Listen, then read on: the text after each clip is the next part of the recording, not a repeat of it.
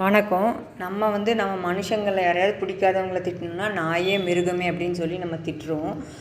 அதே மாதிரி மிருகங்கள்லாம் அவங்களுக்குள்ளே திட்டிக்கணுன்னா என்ன பண்ணணும்னா, மனுஷன் மாதிரி கேவலமாக நடந்துக்கிறியே அப்படின்னு சொல்லி தான் திட்டிக்கும். ஏன்னா மனுஷங்க தான் அந்தளவுக்கு கேவலமாக நடந்துகிட்ருக்கோம். ஆனால் அது தெரியாமல் நம்ம மனுஷங்களை திட்டும்போது விலங்குகள்னு சொல்லி திட்டுருவோம். இது குறித்து திரு ஏடி ஹோமனிஷன் அவர்கள் என்ன சொல்கிறாருன்னு பார்க்கலாம். The resistance of man to infectious diseases weakens from generation to generation. 1963 ராய்டிங்குங்கிற தன்னுடைய புத்தகத்தில் இந்த தலைப்பில் அவர் சொல்லியிருக்காரு. அதாவது இதுக்கு என்ன அர்த்தம்னா, தொற்று நோய்களுக்கான நோய் எதிர்ப்பு சக்தி ஒரு தலைமுறையிலேருந்து அடுத்த தலைமுறைக்கு போகும்போது மனித இனத்துக்கு குறைஞ்சிட்டே வருது அப்படின்னு சொல்லியிருக்காரு. அதில் ஒரு பேராகிராஃப் நான் படிக்கிறேன், கேளுங்க. It thus appears that not only do all animals, including man's ancestors, the apes, not contract the specific human infections, but they are not even responsive to the deliberate attempts of research scientists to infect them with those diseases for experimental purposes.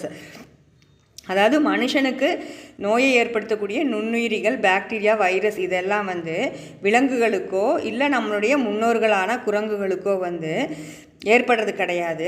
பரிசோதனைக்காக விஞ்ஞானிகள் அந்த விலங்குகளின் உடலில் இந்த bacteria, வைரஸ்கள் எல்லாம் செயற்கையாக ஏற்றுனாலும் கூட அந்த விலங்குகளுக்கு அந்த வியாதிகள்லாம் ஏற்படுறதில்லை. ஏன்னா தொற்று நோய்க்கு எதிரான எதிர்ப்பு சக்தி அந்த விலங்குகளுக்கு அதிகமாக இருக்குது அப்படின்னு சொல்லியிருக்காரு.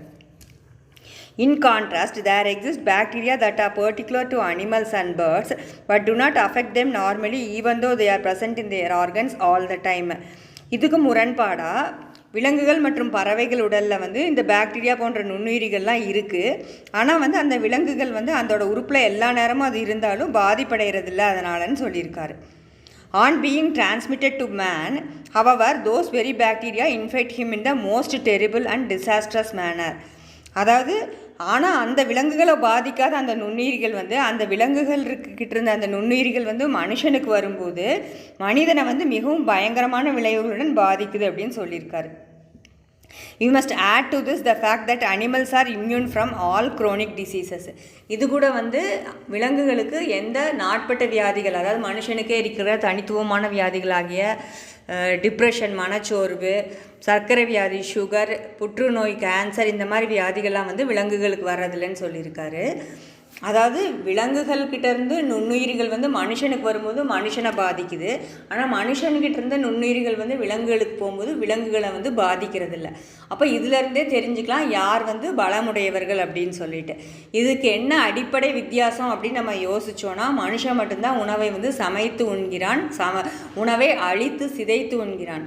அசைவ உணவு சாப்பிட்ற விலங்குகளாக இருந்தாலும் சரி, சைவ உணவு சாப்பிட்ற விலங்குகளாக இருந்தாலும் சரி, உணவை பச்சையாக உண்பதாலேயே அந்த விலங்குகள் ஆரோக்கியமாக இருக்கின்றன. அதனால் இனிமேல் யாரும் யாரையாவது பிடிக்கலன்னா திட்டும்போது மிருகமே, நாயே அப்படின்னு திட்டாதீங்க. இயற்கை, இன்பம், இனிமை, இயல்பு, பிரம்மச்சரியம், பேரின்பம், பரவசம், பிரம்மாண்டம்.